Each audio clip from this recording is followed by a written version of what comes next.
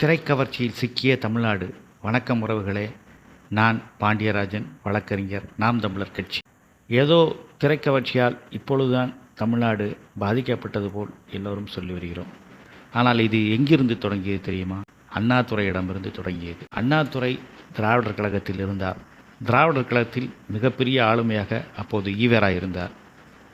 ஈவராவை தாண்டி தனியாக ஒரு கட்சி தொடங்கி செயல்படக்கூடிய துணிச்சல் அண்ணாதுரைக்கு ஏன் வந்தது என்றால் அவரது திரைப்பின்புலம்.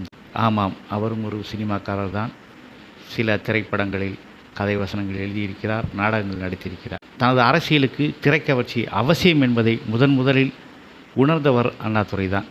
உலகிலேயே முதன்முறையாக சினிமாவை வைத்து ஆட்சியை பிடித்ததும் திராவிட முன்னேற்றக் கழகம்தான். திரைக்கவர்ச்சி வேண்டும் என்பதற்காக எம்ஜிஆரையும் கருணாநிதியையும் எஸ்எஸ்ஆர் என்ற நடிகரையும் அரசியலுக்கு பயன்படுத்தி கொண்டார். ஆட்சிக்கு வந்தார். அண்ணாதுரை மறைந்த பிறகு முறைப்படி நெடுஞ்செழியனோ அல்லது ஈவி.கே. சம்பத்தோ தான் கட்சியின் தலைமைக்கு வந்திருக்க வேண்டும். ஏனென்றால் திராவிட முன்னேற்றக் கழகத்தை தொடங்கிய ஐம்பெரும் தலைவர்கள் என்பவர்களில் அண்ணாதுரை, நெடுஞ்செழியன், ஈவி.கே. சம்பத், நடராஜன், மதியழகன் ஆகியோர் மட்டுமே இருந்தார்கள். அதில் கருணாநிதி பெயரே இல்லை. இருந்தாலும் கருணாநிதியால் ஏன் அண்ணாதுரைக்கு பின்பு எல்லாரையும் ஓவர்டேக் செய்துவிட்டு ஆட்சிக்கும் வர முடிந்தது என்றால் கருணாநிதிக்கு இருந்த திரைப்பின்புலமும் கவர்ச்சியும் தான். கருணாநிதி ஆட்சிக்கு வந்த பிறகும் தனக்கு இன்னும் கவர்ச்சி தனது கட்சிக்கு தேவைப்படுகிறது என்பதற்காக எம்ஜிஆரை ஓவர்டேக் செய்வதற்காக தனது மகன் மூகா முத்துவை நடிகராக்கி பல படங்களை நடிக்க வைத்தார்.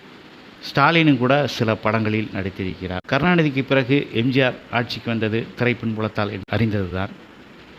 எம்ஜிஆரும் தனது கட்சியில் திரைக்கவர்ச்சி வேண்டும் என்பதற்காக வெண்ணிராடை நிர்மலா, ஜெயலலிதா போன்றோரை கொள்கை பரப்பு செயலாளராக சேர்த்து கொண்டார். எம்ஜிஆருக்கு பிறகு வி.என். ஜானகி, அவரும் திரைப்பின்புலம் கொண்டவர் தான், நடிகை தான். அவர் முதலமைச்சர் ஆனார்.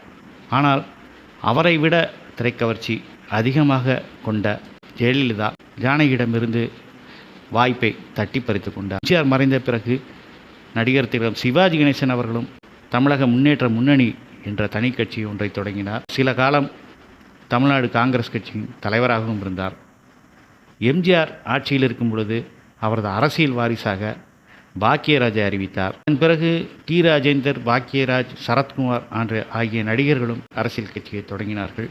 ஜெயலலிதா மறைந்த பிறகு அதிமுகவின் தலைமை பொறுப்புக்கு அஜித்குமாரை கொண்டு வரலாம் என்ற பேச்சு பலமாக வதந்தியாக அடிபட்டது. அதன் பிறகு ரஜினி எல்லாருக்கும் அறிந்ததுதான். அவர் தனது திரைக்கவர்ச்சியை மூலதனமாக வைத்து அரசியலில் நுழைய பலமாக முயற்சித்தார்.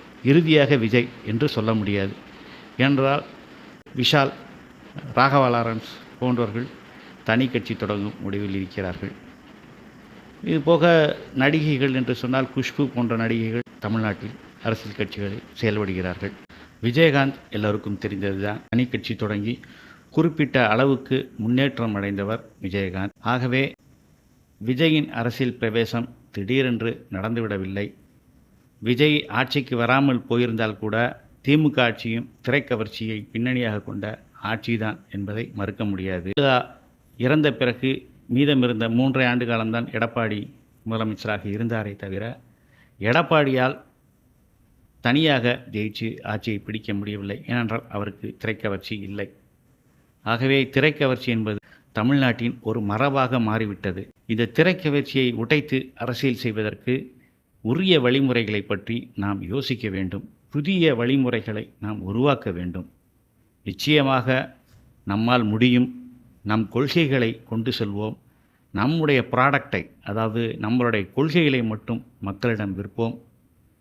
அவர்கள் நிச்சயமாக அதை வாங்குவார்கள் என்ற நம்பிக்கை இருக்கிறது. நாம் தமிழர்.